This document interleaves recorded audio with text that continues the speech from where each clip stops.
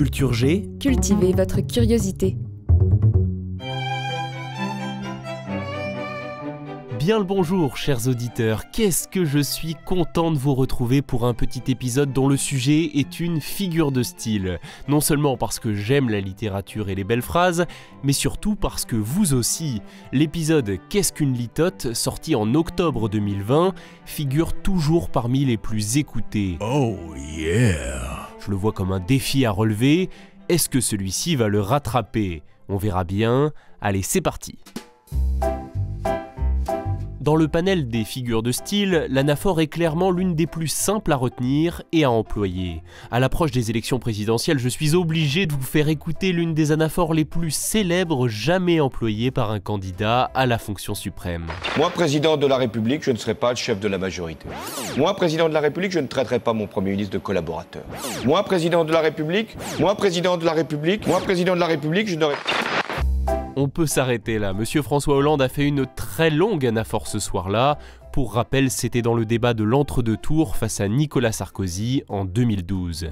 Bon, je pense que vous avez compris, l'anaphore c'est une figure de style qui consiste à commencer ses phrases ou ensemble de phrases par le même mot ou le même groupe de mots. En bref, c'est une répétition judicieusement placée qui rend le discours structuré, efficace et souvent percutant. Si vous voulez, j'ai mis les bouchées doubles. On retrouve aussi beaucoup d'anaphores dans la poésie, comme par exemple dans ce poème des regrets de Joachim du Bellay. Ceux qui sont amoureux, leur amour chanteront, ceux qui aiment l'honneur chanteront de la gloire, ceux qui sont près du roi publieront sa victoire, ceux qui sont courtisans, leur faveur vanteront. Yeah! Ah, c'est vrai que c'est joli. Dans ce sonnet, du Bellay répète « ce qui », etc.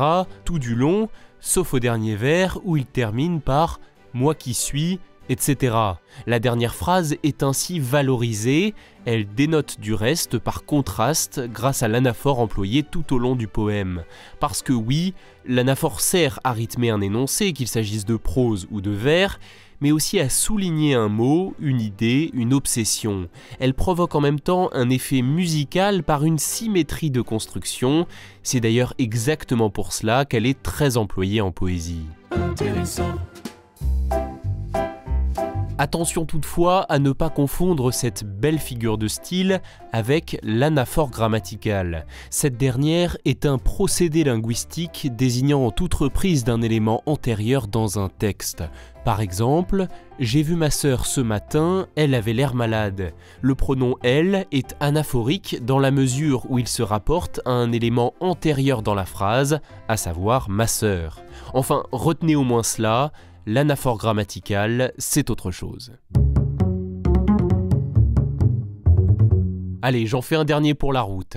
Si vous avez aimé cet épisode, mettez-lui un bon commentaire. Si vous avez aimé cet épisode, donnez à ce podcast 5 étoiles sur Spotify et Apple Podcast. Si vous avez aimé cet épisode, je vous dis à la semaine prochaine.